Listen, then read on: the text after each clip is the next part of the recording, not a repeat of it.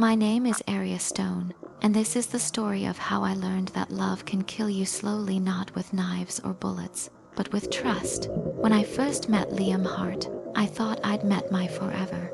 He was brilliant, charming, and ambitious, a man who could walk into a room and make everyone turn. I was 24, a marketing analyst just trying to survive my first big city job.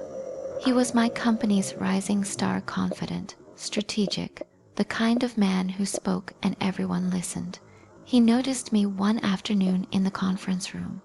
"You always take notes like you're writing a book," he said, smiling. I laughed, nervous. Maybe I am. Maybe I'm writing a story. He tilted his head. "Then I hope I'm one of the good guys in it." For a while he was. We started dating quietly, lunches that turned into dinners, meetings that became late, night conversations. He told me I was different, that he'd never met someone so loyal, so patient. He said he could see a future with me. I believed him. I always believed him. We moved in together after a year. I cooked dinners, he brought home flowers. We laughed, we planned, we dreamed. I built my life around him like a home without walls, fragile, exposed, but full of hope. Then came the whispers, first from coworkers. "Liam's been working late a lot, huh?" Then from friends. "You sure you trust him that much?" I brushed it off. He was my partner. He would never. Until one night, while he was asleep, his phone buzzed. A name I didn't recognize, a message that made my blood run cold. "I can't wait for tomorrow." Same hotel. Her name was Vanessa, my best friend. The next day, I followed him. I watched from across the street as he walked into that hotel lobby, adjusting his tie, texting someone. When I saw her appear from the elevator, laughing, hugging him, my world stopped. I didn't confront them that day. I just walked home quietly and packed my things. That night, when he came home and found my side of the closet empty, he panicked. "Aria, it's not what you think," he started. I looked him dead in the eye and said, "You should have thought before you touched what wasn't yours."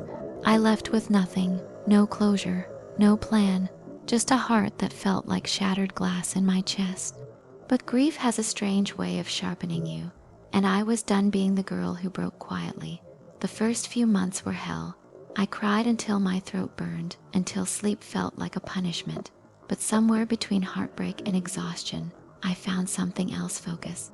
I started over. I joined a new company, worked 12-hour days, and built my career from scratch. I didn't date, didn't socialize, didn't care. I just worked because work was the only thing that didn't lie. And then life handed me something unexpected. 2 years later, my new firm got a major client, Hart and Gray Enterprises. Yes, Liam's company. He'd been promoted to vice president, and I had just been assigned as the lead strategist for their campaign. The universe has a dark sense of humor. When I walked into that boardroom, he froze. He looked at me like he was seeing a ghost. I was no longer the broken woman he remembered. I was sharp, composed, and utterly unreadable. "Aria," he breathed. I smiled, professional. "Mr. Hart, let's begin." He tried to make small talk after the meeting. "I've missed you," he whispered when no one was around. I laughed quietly. "You should tell that to Vanessa." He looked away, guilt flooding his face. That's when I realized something powerful. He regretted it, but regret doesn't erase betrayal. Over the next few weeks, I studied every flaw in his business, every number, every oversight. He'd made mistakes, big ones. And I knew exactly how to expose them legally, professionally, without ever breaking a law.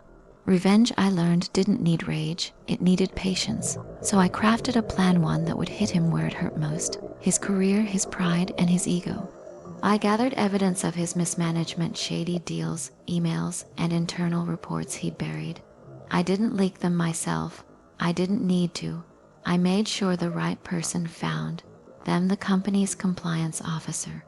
3 weeks later, an internal audit was launched. Liam was suspended. Vanessa was named in one of the email chains. She had been helping him cover up discrepancies. Their fall was silent, swift, and absolute. He called me one night, his voice cracked and desperate. "Did you do this, Aria?" he asked. I took a slow breath and said, "You did this, I just stopped cleaning up your mess." He never called again. 6 months later, I got a promotion. The firm offered me a partnership, something I'd worked for my entire life. The same week, Liam's company went under investigation. Vanessa left the city.